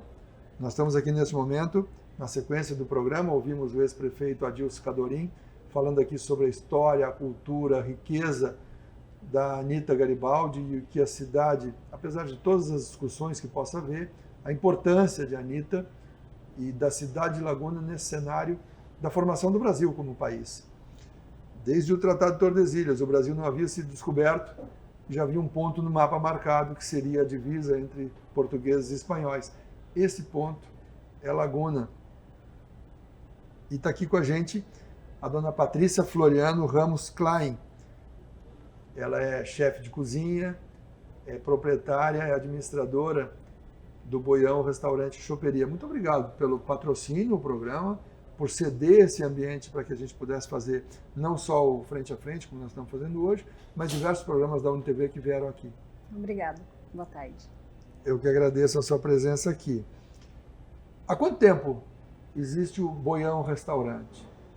Existe há 48 anos. 48 anos. É. Meia década. Isso aí. A sua família servindo as famílias que vêm visitar Laguna. Antes mesmo do restaurante, já pertencia ao meu avô, né? O bar mesmo, que era de madeira, ele pertencia ao meu avô. Depois foi dos meus tios, como vendia secos e molhados, né? Salame, farinha, milho. Tudo aqui nesse lugar. Tudo nesse lugar. E com a vinda do meu pai de Porto Alegre para cá, que ele morou aqui, e quando casou foi a Porto Alegre, aí houve a compra desse bar, né? E aos poucos eles foram introduzindo refeições e foram vendendo mais coisas, e aí o turismo foi chegando e conhecendo essa comunidade, né? Por causa das praias lindas que tem aqui nesse lado também. E começaram a servir refeições e foi criando foram pioneiros, na verdade, né? Nesse ramo gastronômico. Aqui na ilha. Como é que era a travessia? Como é que se chegava à ilha? Nem sempre havia balsa ou este barco, ônibus, táxi que ocorre hoje? No tempo do meu pai era até canoa. Era uma canoa. Era uma canoa. Ele contava pra gente que eles atravessavam de canoa. Não tinha balsa. Tanto para trazer mantimentos quanto para trazer os turistas e para que fossem à cidade, lá no centro. Sim, com certeza. Não tinha Mar Grosso. Não tinha Mar Grosso, era tudo Combro. A gente ia para lá, era Combro, não tinha aquelas casas todas ali, aqueles prédios. A senhora lembra disso? Lembro. Era só Combro de areia. E a estrada ia se fazendo no meio, né, dos combros de areia. E subia no Morro da Glória e descia lá, perto da Casa Ulisseia, perto da Fonte da Carioca. Isso mesmo. E aí foi assim, e depois com o tempo, aí teve o bote, aí foi facilitando mais, né, o acesso à comunidade e até para os moradores daqui, né, poder chegar ao centro, à cidade, né. O restaurante hoje é aberto o ano inteiro? Ele é aberto o ano inteiro. Tem um dia de folga na semana, né, que é fechado, mas ele é aberto o ano inteiro. Qual é o dia que é fechado? Na segunda-feira. As segundas-feiras não funcionam? As segundas não funcionam no inverno, né? No inverno. Não. Mas no verão funciona todos os dias. O verão, a senhora diz que começa quando? Setembro, outubro? O verão não, ele começa em dezembro. Sim, mas a abertura do restaurante todos os dias é a partir de dezembro? De dezembro. Ali perto do dia 10, mais Salvo ou menos. se houver um feriadão, como 7 de setembro, Sim. 15 de novembro. Aí a senhora muda a folga do pessoal. Aí eu mudo a folga do pessoal. E aí normalmente feriados, a gente estende um pouquinho mais, né? O horário. Mas sempre é avisado no Instagram, nas redes sociais, a gente sempre deixa comunicados, né? A senhora conheceu a história, conviveu com seus pais. O início foi difícil, duro. Hoje é mais fácil? Continua ainda sendo bastante duro, bastante rigoroso. Difícil, Por causa dos horários, por causa do trabalho? Por causa dos horários, a mão de obra, né? Antes, eu acho que antes era tudo mais fácil. Apesar de que a gente tinha menos acesso, menos maquinário e tal, mas eu acho que era mais fácil de achar pessoas para trabalhar. A gente trabalhava em família, na verdade, né? Trabalhava só a família. Então era tudo mais simples, né? Mas hoje já requer muito mais propaganda e articulações, né, para a gente poder funcionar, né? Estar aqui onde está é uma grande propaganda.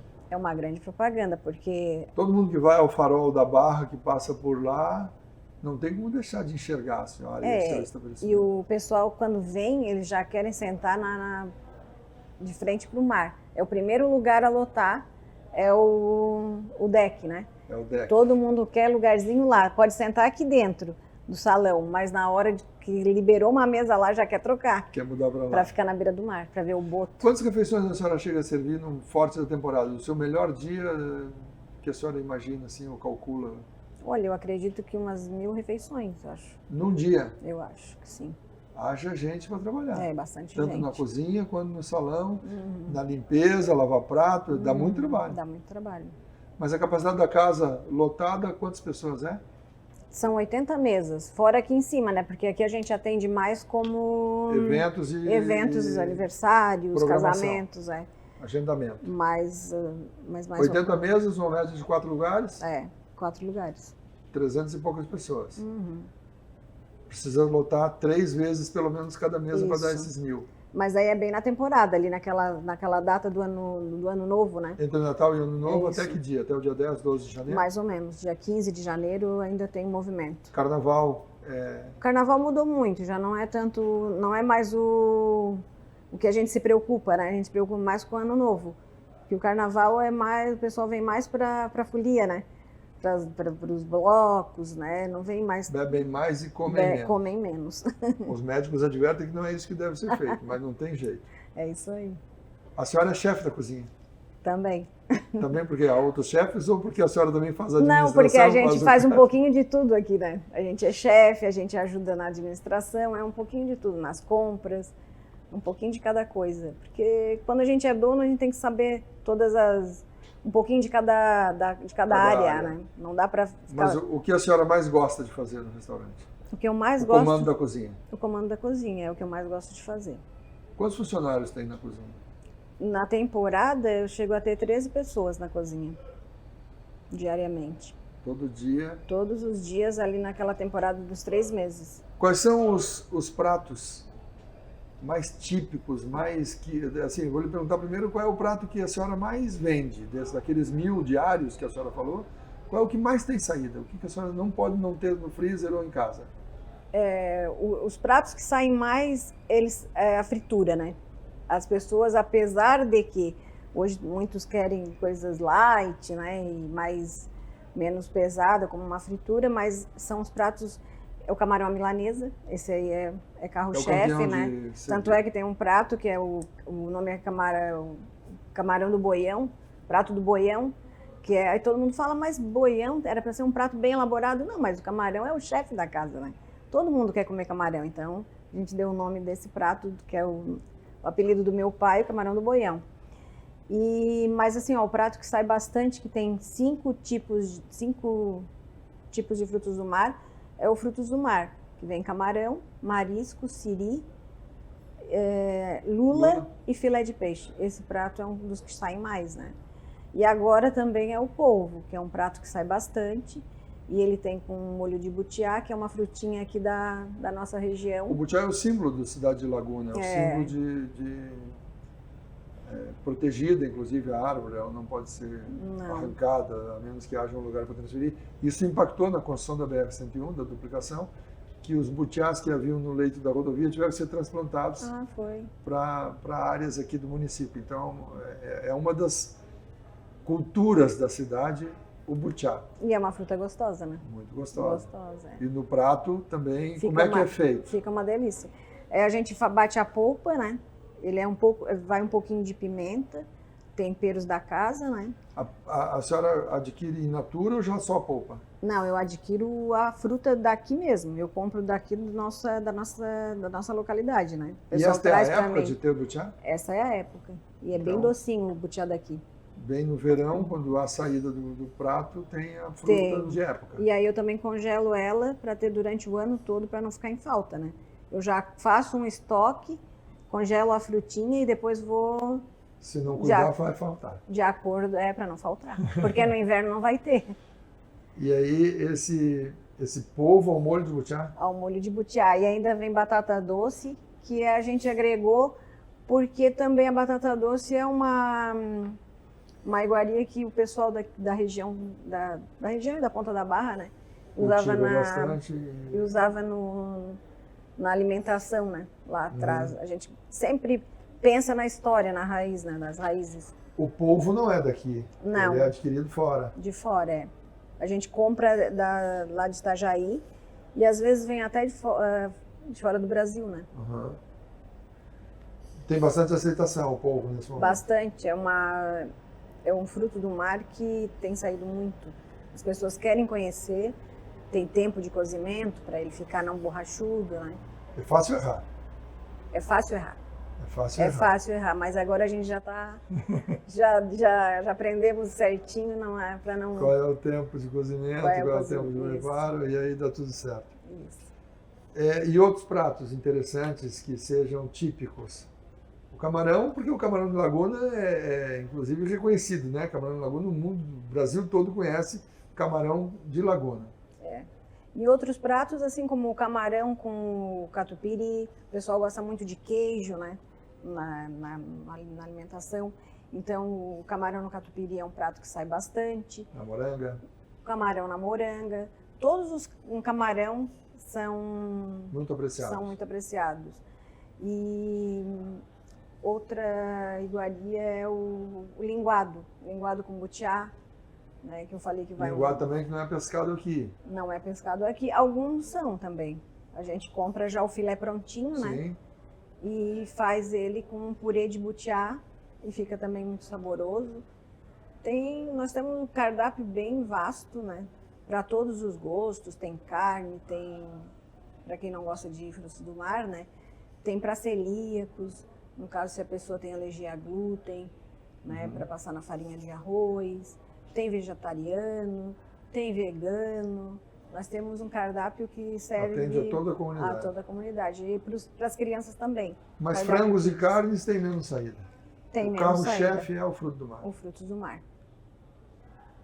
E no caso do peixe aqui da região, a tainha, é um prato que tem bastante aceitação, tem pedida, a anchova, a tainha, ou perdem de longe para o linguado, para o salmão? Não, outros? o pessoal vem para comer bastante a tainha, mais na época de maio, né? Que é a época que ela é da safra da tainha que eles Sim. falam, né? Nessa época sai bastante. Mas eu acredito, como meu pai dizia, que a anchova é um peixe que tu come o ano todo. Então, assim, ó, quando a pessoa vem, os garçons vêm perguntar na cozinha, eu sempre sugiro a anchova, porque é um peixe que tu pode comer o ano todo, ela se conserva gostosa. A tainha, ela é um peixe mais forte, né? Mas Fora da safra, fora a da tainha... safra ela fica meio forte. Então eu sempre indico para os garçons que a anchova é um peixe gostoso. E meu pai comia ela o ano todo. Então eu sigo o conselho dele e eu acho que ele tinha razão. Tinha razão. Tinha O razão. Boião fazendo escola, fez escola. O pai fazia escola, ele ensinava. Vocês mudou muito o restaurante depois da ausência do pai e da mãe? Mudou bastante. Na época que eu vim para cá, que ele já não estava mais trabalhando muito, né? A gente deu uma repaginada no restaurante, comprou uma mobília nova, deu uma revigorada no espaço, né? Até para oferecer mais conforto para os clientes, né? Mas o espaço é uma coisa. Ele brigava quando vinha alguma mudança na cozinha, na forma de apresentar os pratos? Ele se incomodava com as transformações que estavam sendo feitas? Não, ele não se incomodava. Ele até ao contrário. Ele gostava muito de dar nome aos pratos. O pai sempre foi uma pessoa... Ele tinha a cabeça muito aberta, né? Eu acho que talvez porque ele trabalhou fora, ele foi para Santos desde 17 anos. Então ele sempre dava ideias novas, sabe? Ele gostava do novo. Era uma pessoa com bastante idade, mas que tinha gostava do que era novo, da juventude, de ideias. Ele sempre aceitou bem. Ele não era tipo conservador, né? Então ele sempre aceitava e dava nome aos pratos. Nós vamos falar mais sobre o nome aos pratos. Na sequência, eu sou Hildo Silva, este é o Frente a Frente. Nós estamos no estúdio de verão da UniTV, em Laguna. O estúdio de verão fica no restaurante Choperia Boião, no Boião Restaurante Choperia, aqui no Canal da Barra, um lugar privilegiado. Muito bacana, está passando ali um barquinho, vamos ver se o Guilherme nos mostra. Olha só, entrando em cena a embarcação de cinema, o que nós estamos vendo aqui, os pássaros, os botos, que são golfinhos, são as doninhas, cada um tem um jeito de chamar, mas é uma família de cetáceo mamífero apenas. Eu estou conversando com a Patrícia Ramos Klein, que é chefe de cozinha, empresária, proprietária, que está tocando aqui o Boião Restaurante. Nós vamos dar uma rápida parada e voltamos em instantes para o último bloco do programa de hoje, diretamente aqui da praia de Laguna. A gente já volta. Frente a Frente.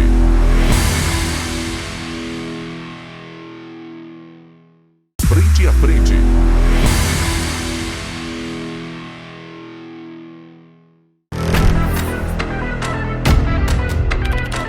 Já estamos de volta.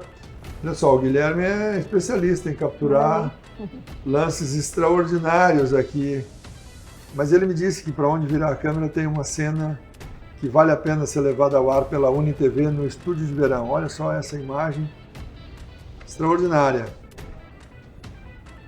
Nem precisa gostar da natureza, como nós todos gostamos, para se encantar com as imagens que são proporcionadas e capturadas aqui nessa área do Canal da Barra, em Laguna.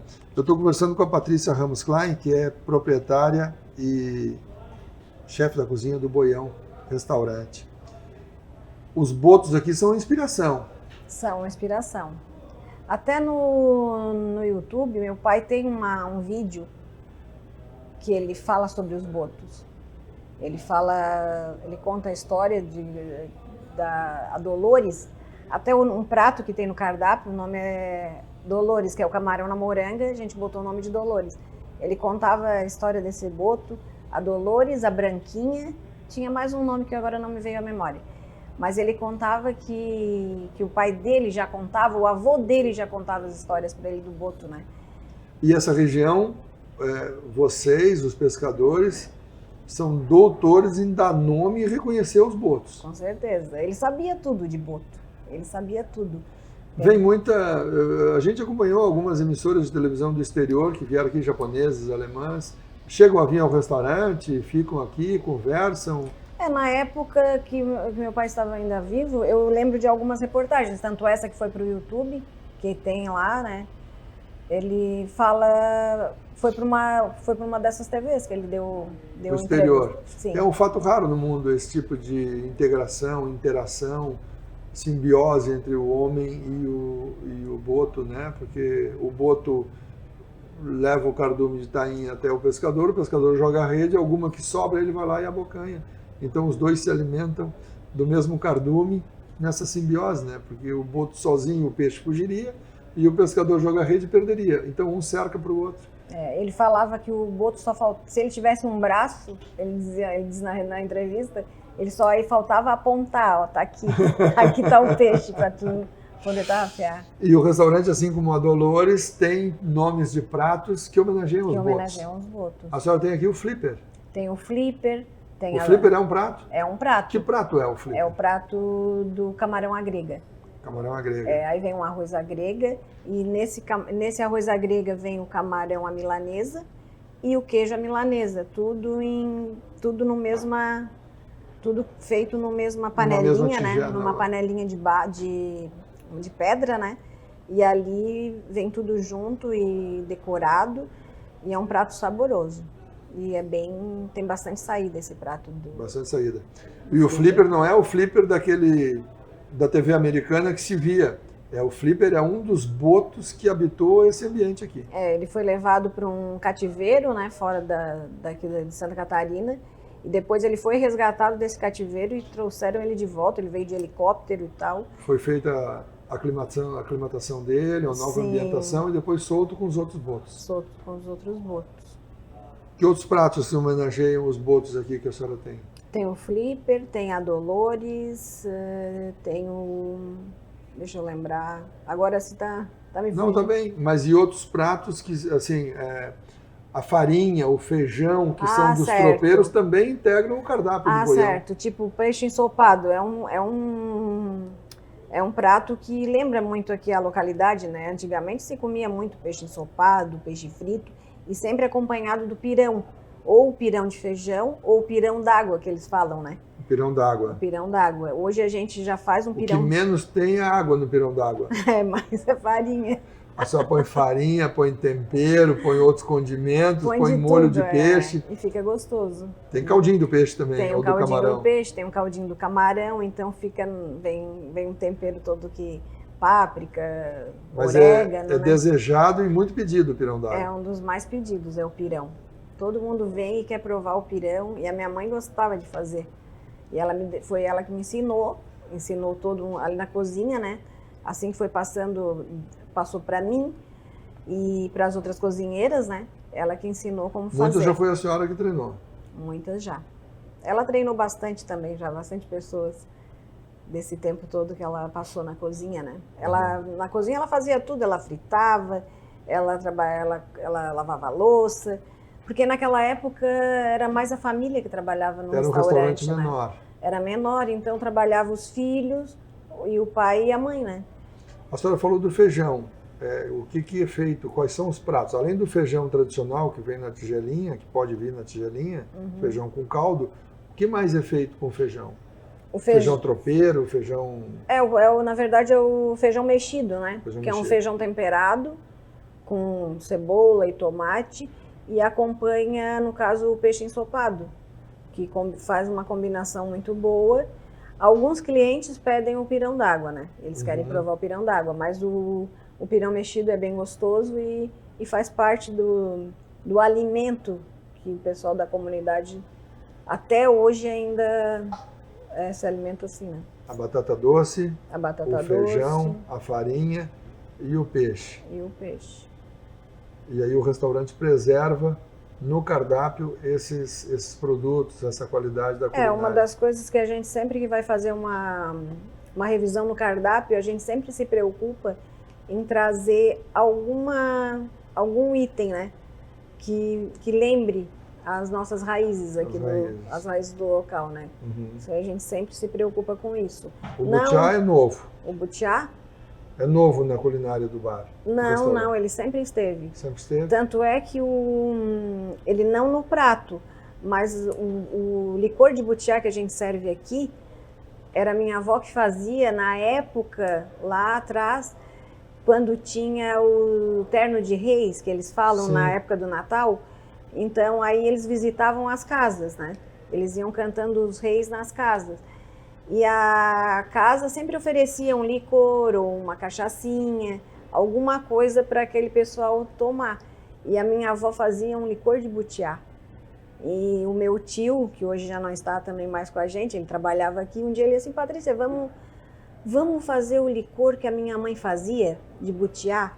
Eu disse, vamos tio, como é que é? Aí ele foi lembrando, né? E aí a gente foi fazendo ali aquela... Fazendo testes, experimentando, até dar certo. E aí deu certo. E aí a gente relembrou aquilo ali e até hoje tem esse licor de butiá que muita gente vem, prova, a gente dá de cortesia. E tem até para levar, se a pessoa gostou muito, leva para casa. A mandioca também é um dos ingredientes? Mais pela farinha? Só na farinha mesmo. Mais pela farinha. Mais pela farinha. A farinha, o Rio Grande do Sul usa muito também, mas aqui a farinha é mais fina.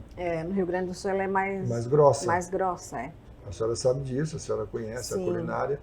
Aqui, por conta do engenho do trigo, que veio para moer trigo, não tinha trigo, moía a mandioca. E daí ficou a farinha mais fina. Mais fininha. que também é uma riqueza, é diferencial, né? O peixe local, ele tem, é bastante apreciado? O peixe local, sim, A acho. sardinha não tem uso na O peixe sardinha? rei. Peixe O rei? peixe rei. O pessoal gosta muito de vir comer o peixe rei, que ele é um peixinho miudinho, tu pode fazer ele bem fritinho e o pessoal gosta para aperitivar com cerveja, né? Uhum. E aí é um peixe que sai bastante. Tem até algumas pessoas que estranham, porque acham muito pequeno, né? Mas a gente já tentou colocar outro, porque o peixe rei tem vários tamanhos. E tem aquele peixe maior que é da praia. Mas eles não querem, eles querem o bem pequenininho, que tu frita bem, fica quase torradinho, né? Tu come cabeça, espinho e tudo. Inclusive, se desmancha frito. Isso, então o peixe rei, ele é bem pedido na casa também. Além da tainha, da anchova, né? A papaterra é um peixe também que sai bastante. Quando a senhora disse aqui que faz uma revisão no cardápio, a cada quanto tempo a senhora revisa o cardápio e como é que é definido qual prato é excluído da oferta para o cliente? Mais ou menos a cada 2 anos a gente faz essa revisão, né?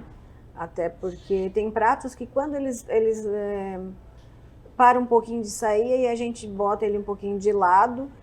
Alguns até voltam para o cardápio. A dobradinha do mar é uma, que ela saiu. O que é dobradinha do mar? A dobradinha do mar é tipo uma caldeirada. Aí vem polvo, vem lula, vem siri, vem marisco, camarão, todos eles ensopados. É tipo uma dobradinha mesmo, né? Só que a dobradinha com frutos do mar. Essa receita foi um paulista que ensinou para minha mãe. Ele veio, comeu os pratos da casa e disse: Dona Estela, põe a dobradinha, põe a caldeirada aqui que vai vender. E aí o meu pai falou: mas esse prato parece até uma dobradinha. E aí ele que gostava de dar nome aos pratos, né? Falou: não, então esse prato vai ser a dobradinha do mar. Customizou, trouxe para o local, porque caldeirada ia aparecer lá da Bahia, ia do ser Rio igual de Janeiro, a do todas, Espírito Santo. E ele falou dobradinha do mar e de vez em quando ela volta para o cardápio. Ela voltou, ela tinha saído, parou um pouco de sair, mas agora ela voltou e continua no inverno. Outro prato também que sai bastante é a feijoada do mar também. Feijoada do mar? Feijoada do mar. Feijão preto? Com feijão branco. Feijão branco. Uma delícia. A gente faz toda ela com os mesmos ingredientes da dobradinha, né? Só que aí acompanha o feijão branco junto. Fica uma delícia. Ele é um prato que sai mais no inverno, até pelo calor que ele tem, né? Uhum. Mas é um prato que é bem gostoso. E essa feijoada do mar e a dobradinha do mar, na verdade, tem os mesmos ingredientes daquele prato que tem todos os frutos do mar que são servidos numa única ocasião também. Sim, que são feitos à milanesa. A milanesa. Sim. Aí é só variação de modos de preparo, né? Mas que no final agrada a todos. E o que traz mais sabor? O prato que não é frito, o prato que é ensopado, o que a sua experiência lhe diz? Cada um vai avaliar o que é mais saudável, né? Agora, o camarada que vem comer um camarão, ele não está muito preocupado com o que é saudável naquele dia. Apesar da qualidade do prato, da segurança alimentar, né? A fritura, que alguns condenam, não tem como evitar, no caso do camarão. O prato feito no fogão, ali na panela, eu prefiro, né? Eu prefiro do que uma fritura. A senhora acha que fica com um sabor melhor? Eu prefiro ficar um sabor melhor. Mas os nossos pratos à milanesa, eles têm uma casquinha bem crocante. Então fica muito bem, é bem feito, né? Os ingredientes são bem selecionados e tal. Mas o prato feito no fogão é uma delícia, né? Eu prefiro sempre. A senhora não tem dúvida. E a senhora que é professora nisso, que é a chefe de cozinha, a senhora sabe o que está falando. Deixa eu lhe perguntar em relação à segurança alimentar. Como é que é a manipulação? Como é que é o cuidado?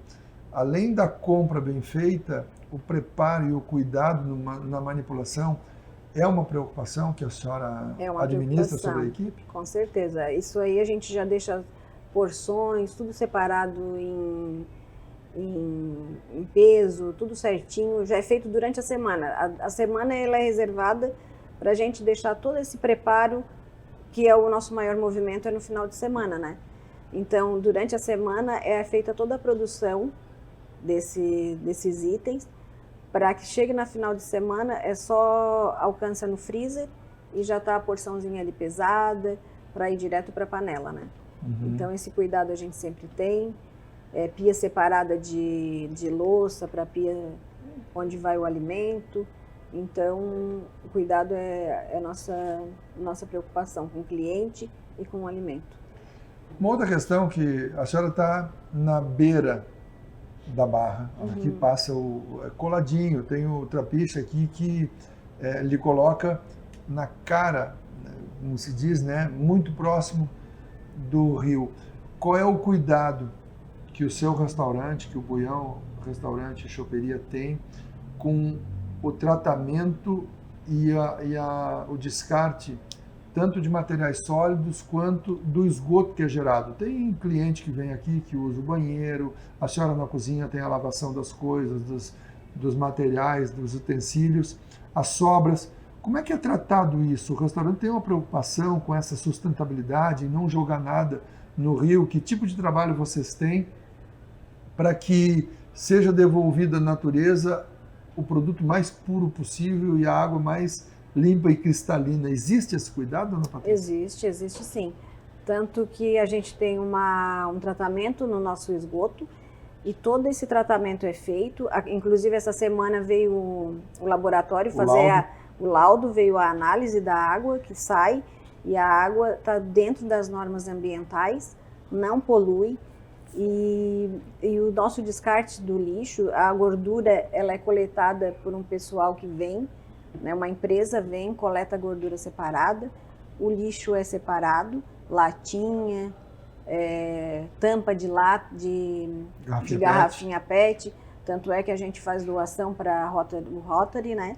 E aqui até para um cuidado que eles têm com a castração dos gatos aqui do Moles, né? Então a gente se preocupa sempre com essa questão do meio ambiente, né? A senhora montou dentro do restaurante ou na área do restaurante uma estação de tratamento de efluentes. Tem uma estação de tratamento de efluentes. Dedicada exclusivamente a preservar o ambiente natural. A água ela sai cristalina, não pronta para beber, mas cristalina, que não polui o nosso canal, que é tão lindo e cheio de animais marinhos, né? Então essa preocupação a gente tem. Isso não é público, porque a estação é subterrânea, ela está abaixo do restaurante, mas esse compromisso existe já há bastante tempo. Já existe há bastante tempo, tanto é que a gente tem uma engenheira ambiental que nos faz o acompanhamento, né? A gente tem toda a documentação e cuida para que isso se estenda, né? É um dos lugares, não sei se o único, né? Mas é um dos lugares que mais cuida do meio ambiente, né? Na questão de jogar qualquer coisa no mar, ninguém... Tratamento de efluentes. Isso aí. Se algum consumidor, alguma pessoa que vem aqui se alimentar, buscar essas informações, o restaurante está preparado para mostrar e apresentar. A gente tem toda essa documentação. É possível visitar a cozinha para acompanhar? É possível. Não pode entrar todo mundo dentro da cozinha também, porque senão... tem que usar a touquinha, mas pode entrar. As pessoas perguntam sobre essas coisas? Algumas vezes, mas a gente recebe até visita de outros chefes na cozinha. Que bacana. Então, Patrícia, muito feliz em ouvir essas informações, de obter esse material que é o seu trabalho, a qualidade que é entregue aqui no Buião Restaurante Choperia. Muito obrigado pela sua entrevista no programa Frente a Frente de hoje. Eu que agradeço, muito obrigado por ter vindo até o restaurante. Obrigado. Este é o Frente a Frente no estúdio de verão da UniTV, na praia de Laguna, numa das praias de Laguna. Nós estamos aqui no canal da Barra, nós com o estúdio de verão funcionando desde janeiro. Eu abri aqui com as entrevistas o estúdio de verão. Haverá outras entrevistas de colegas nos programas da UniTV. Continue com a nossa programação, preparada especialmente para você. É um esforço que a gente faz de trazê-los até aqui, esse ambiente rico de belezas naturais, de cultura e de trabalho. As pessoas se dedicam e investem para que haja a melhor qualidade na entrega e naquele serviço que todos buscamos aqui no momento de lazer. São famílias servindo as nossas famílias. Obrigado pela companhia. Continue com a nossa audiência e até o nosso próximo programa.